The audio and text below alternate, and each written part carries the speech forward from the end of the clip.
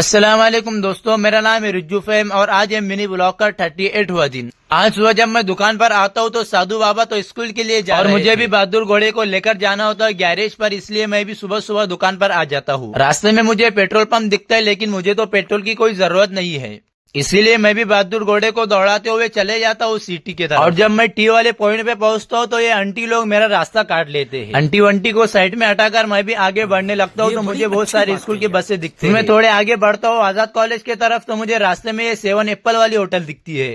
और इतनी सुबह सुबह मेरा कोई खाने का मूड होता नहीं है, इसलिए मैं भी उसे इग्नोर करके चले जाता हूँ। थोड़ा आगे बढ़ने के बाद मेरी मुलाकात होती है आजाद कॉलेज से। स्कूलों और कॉलेजों से मेरा कोई लेना देना नहीं है, इसीलिए मैं भी उसे इग्नोर करके चले जाता हूँ। थोड़ा और आगे बढ़ने के बाद मुझे मिल जाता है औरंगाबाद का सबसे बड़ा स्विमिंग पूल। फिर अचानक मेरी नजर पड़ जाती है दिल्ली वाली गेट पर, मगर ये रिक्शा वाला तो मेरे सामने आ रहा था बार-बार। इसीलिए मैं भी बहादुर घोड़े को दिल्ली वाले गेट के बगल में एक गैरेज है उस पर लगाकर आ जाता हूँ भगोटी मॉडल 2 पर बैठकर दुकान। और आज दुकान खोलने में काफी टाइम हो गई थी, इसलिए मैं भी आकर फटाफट दुकान को ओपन कर देता और दुकान ओपन करते ही ग्राहक की लाइन लग चुकी थी, इसलिए मैं भी एक कस्टमर को फटाफट पाइप निकाल कर दे देता। छोटे पाइप देने के बाद एक कस्टमर को बड़े वाला पाइप देना होता है, इसलिए मैं भी उसे फटाफट निकाल कर दे देता हूँ। पाइप देने के थोड़ी देर बाद ही दुकान के सामने एक गाड़ी आ जाती है जिसमें सीमेंट के कट्टे लादना होता है, इसलिए हम भी उसमें फटाफट सीमेंट के कट्टे लाद। फिर मेरी नजर अचानक से इस अजीब इंसान पर पड़ जाती है, मगर वो तो किसी चीज को बेरहमी से खा रहा था। उसे खाता देखते हुए मेरी भूख भी जाग जाती है, इसलिए मैं भी चले जाता हूँ दुकान को बंद करके खाना खाने के लिए।